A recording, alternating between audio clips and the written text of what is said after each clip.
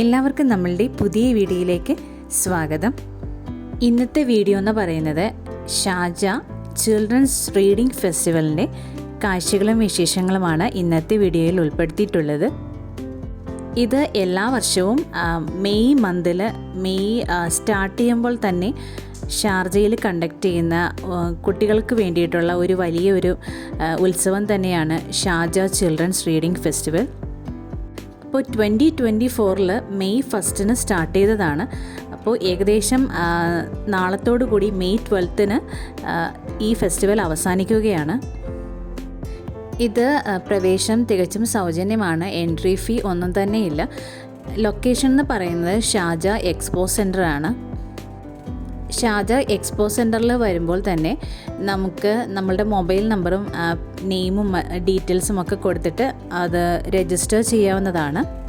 അതിനുശേഷം അകത്തേക്ക് കയറുമ്പോൾ അതിവിശാലമായിട്ട് ഉള്ള ഒരു വലിയൊരു ഹാളിലാണ് ഇത് അറേഞ്ച് ചെയ്തിട്ടുള്ളത്. വളരെ ചെറിയ കുട്ടികൾ മുതൽ കുറച്ച് അത്യാവശ്യം ഒരു 5th ഗ്രേഡൊക്കെ ഉള്ള കുട്ടികൾക്കൊക്കെ എൻജോയ് ചെയ്യാൻ പറ്റുന്നതാണ്. മെയിനായിട്ടും ബുക്ക് കൊടുത്ത് കുട്ടികളെ കൊണ്ട് റീഡ് ചെയ്യിപ്പിക്കുക എന്നതിനേക്കാൾ ഉപരി ഒരുപാട് വർക്ക്ഷോപ്പും ഒരുപാട് ആക്ടിവിറ്റീസും അവിടെ ദിവസവും അവർ കണ്ടക്ട് ചെയ്യുന്നുണ്ട്. ഇനി ഒരു ദിവസം മാത്രമേ ബാക്കിയുള്ളൂ.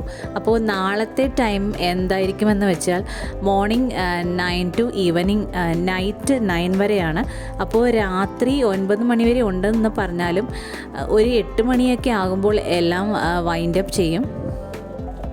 അപ്പോൾ ഇന്നത്തെ കാലഘട്ടത്തിൽ കുട്ടികൾ മിക്കവാറും തന്നെയും ബുക്സൊക്കെ റീഡ് ചെയ്യാനൊക്കെ ഒരുപാട് മടിയുള്ളതായിരിക്കും. അപ്പോൾ ബുക്ക് റീഡ് ചെയ്യിക്കുക എന്നത് മാത്രമല്ല ഈ ഒരു ചിൽഡ്രൻസ് റീഡിംഗ് ഫെസ്റ്റിവലിൻ്റെ ഒരു ഉദ്ദേശം എന്ന് പറയുന്നത്. ഇന്നത്തെ കാലഘട്ടത്തിലുള്ള ലേറ്റസ്റ്റ് ആയിട്ടുള്ള ടെക്നോളജി അത് അവർക്ക് എങ്ങനെ ഇൻട്രൊഡ്യൂസ് ചെയ്യാം എന്നുള്ളൊരു കാര്യവും ഈ ഒരു റീഡിംഗ് ഫെസ്റ്റിവൽ കണക്കിലെടുത്തിട്ടുണ്ട്. ഏകദേശം ഒരു 1500 അതിനധികമായിട്ടുള്ള കൾച്ചറൽ ആൻഡ് എഡ്യൂക്കേഷണൽ ആക്ടിവിറ്റീസ് ഇവിടെ അവരൊരുക്കിയിട്ടുണ്ട്. ഷാർജ ബുക്ക് അതോറിറ്റിയുടെ ഒരു നേതൃത്വത്തിലാണ് ഇത്തരം ഒരു ഫെസ്റ്റിവൽ റീഡിംഗ് ഫെസ്റ്റിവൽ എല്ലാ വർഷവും ഇവിടെ നടത്തപ്പെടുന്നത്. കുഞ്ഞു കുട്ടികളാണെന്നിരിക്കെ തന്നെയും അവർക്ക് ഓരോ സബ്ജക്റ്റിനെ കുറിച്ചിട്ടുള്ള അവരുടെ കാഴ്ചപ്പാടുകൾ എന്താണ് അതവർക്ക് സംസാരിക്കാൻ ഒരു വേദിയും ഇവിടെ ഒരുക്കുന്നുണ്ട്. ഇന്ന് കുട്ടികൾക്ക് ഫേസ് ചെയ്യുന്ന മോഡേൺ ചലഞ്ചസ് അല്ലെങ്കിൽ അവരുടെ റീഡിംഗ് ഹാബിറ്റ്സ് എന്തൊക്കെയാണ് അതിനെക്കുറിച്ചിട്ടുള്ള ഡിസ്കഷൻസ് ഇതൊക്കെ തന്നെയും സ്കൂൾ തലത്തിൽ തന്നെ കുട്ടികൾക്ക് കൈകാര്യം ചെയ്യാൻ പറ്റുന്ന വിഷയങ്ങളാണ്. ഇതൊക്കെയും ഈ ഒരു റീഡിംഗ് ഫെസ്റ്റിവലിൻ്റെ പാർട്ടായിട്ട് അവർ കോർഡിനേറ്റ് ചെയ്യുന്നുണ്ട്. ക്രിയേറ്റിവിറ്റി, കുട്ടികളുടെ കമ്മ്യൂണിക്കേഷൻ സ്കിൽസ്, അല്ലെങ്കിൽ ഇനി അവർക്ക് കുക്കിങ്ങിലാണ് ഇൻട്രസ്റ്റ് എന്നുണ്ടെങ്കിൽ കുക്കിംഗ് റിലേറ്റഡ് വർക്ക്ഷോപ്സ് ഉണ്ട്.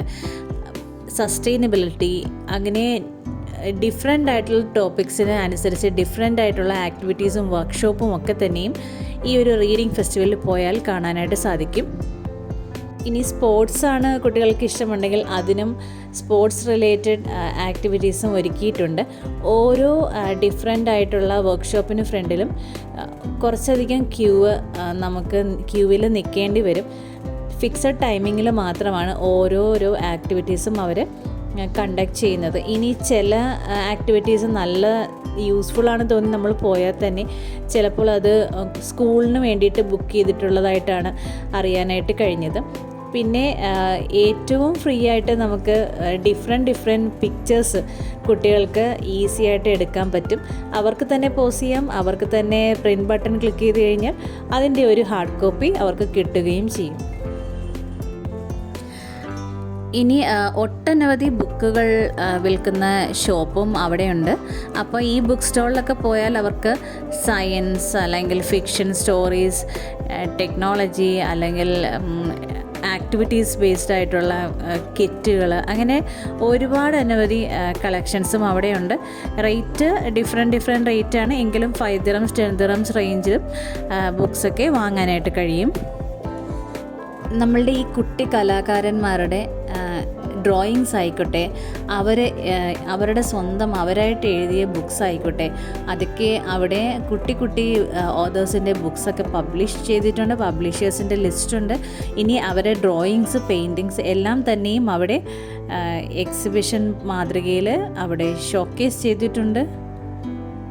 അതുമാത്രമല്ല, അവിടെ ഫ്രീ ആയിട്ട് തന്നെയും കുട്ടികൾക്ക് പെയിൻറ്റിങ്സൊക്കെ ട്രൈ ചെയ്യാനും, അല്ലാന്നുണ്ടെങ്കിൽ ആക്ടിവിറ്റീസ് ബേസ്ഡ് ആയിട്ട് ഇപ്പോൾ പസിൽ സോൾവ് ചെയ്യാനും, അങ്ങനെ വ്യത്യസ്തമായിട്ടുള്ള ഓരോരോ ആക്ടിവിറ്റീസ് കൊണ്ട് കുട്ടികളെ ഫുൾ ടൈം എൻഗേജ്ഡ് ആക്കി നിർത്താനായിട്ട് കഴിയും.